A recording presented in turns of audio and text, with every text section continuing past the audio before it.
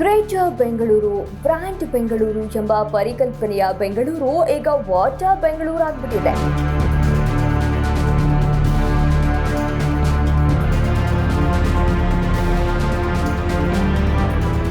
ಬೆಂಗಳೂರಿನಲ್ಲೇ ನೀರಿದೆಯೋ ಅಥವಾ ನೀರಲ್ಲೇ ಬೆಂಗಳೂರಿದೆಯೋ ಅನ್ನೋದೇ ತಿಳಿಯದಂತೆ ಬೆಂಗಳೂರಿಗರು ಸೊಂಟದುದ್ದಕ್ಕೂ ಹರಿಯುವ ನೀರಿನಲ್ಲಿ ಹರಸಾಹಸ ಪಟ್ಟು ಬದುಕು ಸಾಗಿಸುವಂತಾಗಿದೆ. ಈಗ ಕೊಳಚೆ ನೀರಿನಲ್ಲೇ ರಾಜಕೀಯ ತಂತ್ರ ಪ್ರತಿತಂತ್ರಗಳು ಜೋರಾಗಿ ನಡೀತಾ ಇದೆ. ಆ ಕುರಿತಾದ ಒಂದು ಸ್ಟೋರಿ ನಿಮ್ಮ ಮುಂದೆ.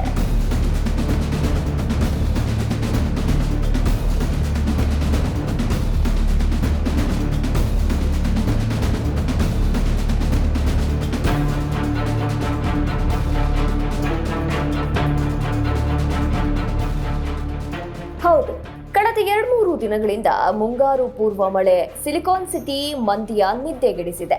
ಮಳೆ ಬರೋದೇ ಬೇಡ ಅಂತ ಇಲ್ಲಿಯ ಜನ ಶಪಿಸ್ತಾ ಇಲ್ಲ. ಮಳೆಯ ಜೊತೆ ಬದುಕು ಸಾಗಿಸಲು ಅವಕಾಶ ಕೊಡಿ ಅಂತ ಆಳುವ ವರ್ಗವನ್ನ ಹಾಗೂ ಅಧಿಕಾರಿ ವರ್ಗವನ್ನ ಬೇಡಿಕೊಳ್ತಾ ಇದ್ದಾರೆ. ಹಲವೆಡೆ ಮಳೆಯಿಂದಾಗಿ ಜನರಿಗೆ 4-6 ದಿನಗಳಿಂದ ನಿದ್ದೆಯೇ ಇಲ್ಲದಂತಾಗ್ಬಿಟ್ಟಿದೆ. ಬದುಕು ಮೂರಾಬಟ್ಟಿಯಾಗಿದೆ.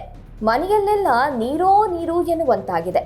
ಮನೆಯಲ್ಲಿದ್ದ ವಸ್ತುಗಳೆಲ್ಲ ಮಳೆಯ ನೀರಿಗೆ ಕೊಚ್ಚಿ ಹೋಗಿವೆ.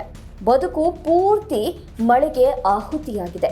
ಯಾಕಾದ್ರೂ ಬೆಂಗಳೂರಿನಲ್ಲಿ ಬದುಕು ಕಟ್ಕೊಂಡ್ವಿ ಅಂತ ಜನ ಕಣ್ಣೀರು ಸುರಿಸುವಂತಾಗಿದೆ.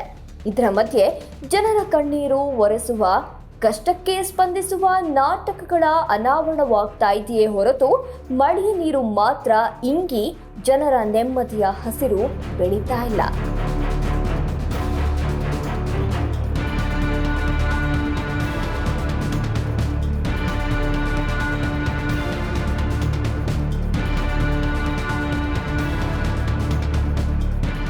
ಮಳೆಯಿಂದಾಗಿ ಬಹುತೇಕ ಬೆಂಗಳೂರು ಹಾನಿಗೆ ಒಳಗಾಗಿದ್ದು ಜನ ಹೈರಾಣಾಗಿದ್ದಾರೆ.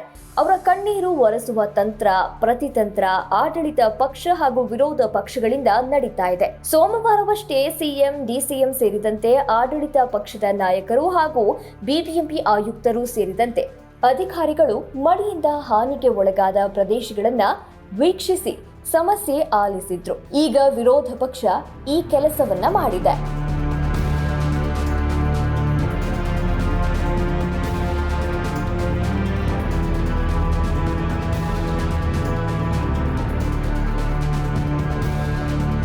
ಇಂದು ಬಿಜೆಪಿ ನಾಯಕರ ನಿಯೋಗವು ಮಳೆಯಿಂದ ಹಾನಿಗೆ ಒಳಗಾದ ಪ್ರದೇಶಗಳಿಗೆ ಭೇಟಿ ನೀಡಿತು. ಅದೇನ್ ಸಮಸ್ಯೆ ಕೇಳಿದ್ರು ಅಂದ್ರೆ ಕಾಂಗ್ರೆಸ್ ಶಾಸಕರ ಕ್ಷೇತ್ರಗಳಿಗೆ ಮಾತ್ರ ವಿಸಿಟ್ ಮಾಡಿದ್ರು. ಯಾಕಪ್ಪ ಅಂತಂದ್ರೆ ಅಯ್ಯೋ, ತಮ್ಮ ಪಕ್ಷದ ನಾಯಕರ ಕ್ಷೇತ್ರಗಳಲ್ಲಿನ ಜನರೂ ಇದೇ ಸಮಸ್ಯೆ ಆಲಿಸ್ತಾ ಇದ್ದಾರೆ. ಅಲ್ಲಿ ಹೋಗಿ ಜನರ ನೋವು ಕೇಳಿದ್ರೆ ಬಿಜೆಪಿ ನಾಯಕರಿಗೂ ಪೂಜೆಯಾಗುತ್ತಲ್ಲ, ಅದಕ್ಕೆ ಅಂತ ಜನರೇ ಹಿಡಿ ಶಾಪವನ್ನ ಹಾಕ್ತಾ ಇದ್ದಾರೆ. ಸಾವಿನ ಮೇಲೆ ಮಾಡ್ತಾ ಇರುವಂಥ ಕಾಂಗ್ರೆಸ್ಸಿನ ಸಮಾವೇಶ ನಾಚಿಕೆ ಆಗಬೇಕು ಕಾಂಗ್ರೆಸ್ ಪಾರ್ಟಿಗೆ.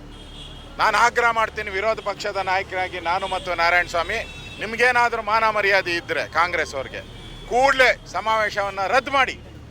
5 ಜನ ಅಮಾಯಕರು ಕಾಂಗ್ರೆಸ್ಸಿನ ದುರಾಡಳಿತದಿಂದ, ಕಾಂಗ್ರೆಸ್ಸಿನ ಲೋಪದೋಷಗಳಿಂದ ಸತ್ತಿರೋದು.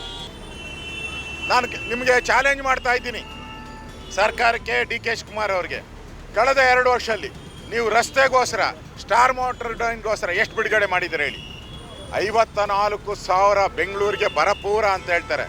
ಲೂಟಿ ಮಾಡಕ್ ಮಾಡಿರೋದು. ಪ್ರತಿ ಬಾರಿಯೂ ಮಳೆಗಾಲದ ಆರಂಭದಲ್ಲಿ ಸಿಲಿಕಾನ್ ಸಿಟಿಯಲ್ಲಿ ಮುನ್ನೆಚ್ಚರಿಕಾ ಕ್ರಮ ವಹಿಸಬೇಕು ಅಂತ ಬಿಬಿಎಂಪಿಗೆ ಜನ ಮನವಿ ಮಾಡ್ತಾರೆ. ಜನಪ್ರತಿನಿಧಿಗಳು ಸಲಹೆಯನ್ನ ನೀಡ್ತಾರೆ. ಮಳೆಗೆ ಸಿದ್ಧವಾಗಿದ್ದೀವಿ ಅಂತ ಅಧಿಕಾರಿಗಳು ಹೇಳ್ತಾರೆ. ಆದ್ರೆ ನರಳುವುದು ಮಾತ್ರ ಜನ. ಅದು ಈ ವರ್ಷವೂ ನಡೆದಿದೆ. ಇನ್ನು ಕಾಲ ಮಿಂಚಿಲ್ಲ. ಇದು ಮುಂಗಾರು ಪೂರ್ವ ಮಳೆ. ಕೇವಲ ಒಂದೇ ಮಳೆಗೆ ಇಡೀ ಬೆಂಗಳೂರು ತೊಯ್ದು ಗಡಗಡ ನಡುತ್ತಾ ಇದೆ. ಮುಂದೆ ಮಳೆಗಾಲದಲ್ಲಿ ಹೇಗೆ ಅನ್ನುವ ಸ್ಥಿತಿ ನಿರ್ಮಾಣವಾಗಿದೆ. ಆ ಆತಂಕದಲ್ಲಿಯೇ ಪ್ರತಿಯೊಬ್ಬ ಬೆಂಗಳೂರಿಗ ಬದುಕನ್ನ ಸಾಗಿಸುವಂತಾಗಿದೆ.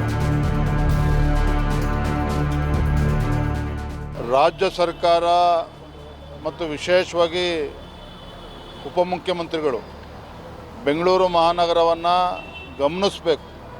ಇಂಥ ಮಳೆ, ಭೀಕರ ಮಳೆ, ಬರೀ 1-2 ತಾಸು ಮಳೆ ಬಂದರೆ ಬೆಂಗಳೂರು ಪರಿಸ್ಥಿತಿ ಈ ಮಟ್ಟಕ್ಕೆ ಬಂದು ನಿಂತಿದೆ. ಜನರು ಇವತ್ತು ಇಡೀ ಶಾಪವನ್ನು ಹಾಕ್ತಾ ಇದ್ದಾರೆ. ಪರಿಸ್ಥಿತಿನ ಅರ್ಥ ಮಾಡಿಕೊಂಡು ಕಾಮಗಾರಿಗಳನ್ನು ತ್ವರಿತಗತಿಯಲ್ಲಿ ತೆಗೆದುಕೊಂಡು ಹೋಗಲಿಲ್ಲ ಅಂತ ಹೇಳಿದ್ರೆ ನಿಜವಾಗ್ಲೂ ಕೂಡ ಇವತ್ತು ಬ್ರ್ಯಾಂಡ್ ಬೆಂಗಳೂರು ಬಗ್ಗೆ ಇಡೀ ಜಗತ್ತಿನಲ್ಲಿ ಚರ್ಚೆ ಆಗ್ತದೆ. ಈಗಾಗಲೇ ಸಂಪೂರ್ಣ ಹಾಳಾಗಿ ಹೋಗಿದೆ ಬ್ರ್ಯಾಂಡ್ ಬೆಂಗಳೂರು ಅಂತಕ್ಕಂಥದ್ದು. ಒಟ್ಟಾರೆ ಭರವಸೆ ಕಣ್ಣೊರೆಸುವ ಮಾತುಗಳು ಮಳೆಯ ಹನಿಯ ಆರ್ಭಟದಲ್ಲೂ ಕೇಳಿ ಬರ್ತಾ ಇದೆ. ಭರವಸೆ, ಆರೋಪ, ಪ್ರತ್ಯಾರೋಪ ನಮಗ್ ಬೇಡ. ನೆಮ್ಮದಿಯ ನಿದ್ದೆ, ನೆಮ್ಮದಿಯ ಬದುಕು ಹಾಗೂ ಭರವಸೆ ಬೇಕು ಅಂತ ಬೆಂಗಳೂರಿಗರು ಕೇಳ್ತಾ ಇದ್ದಾರೆ. ಜನಪ್ರತಿನಿಧಿಗಳು ಹಾಗೂ ಅಧಿಕಾರಿಗಳು ಅದನ್ನ ಜನರಿಗೆ ನೀಡ್ತಾರಾ? ಕಾದು ನೋಡಬೇಕು. ಕ್ಯಾಮ್ರಾ ಪರ್ಸನ್ ಧನುಷ್ ಜೊತೆ ವೆಂಕಟೇಶ್, ಕರ್ನಾಟಕ ನ್ಯೂಸ್ ಬೀಟ್, ಬೆಂಗಳೂರು.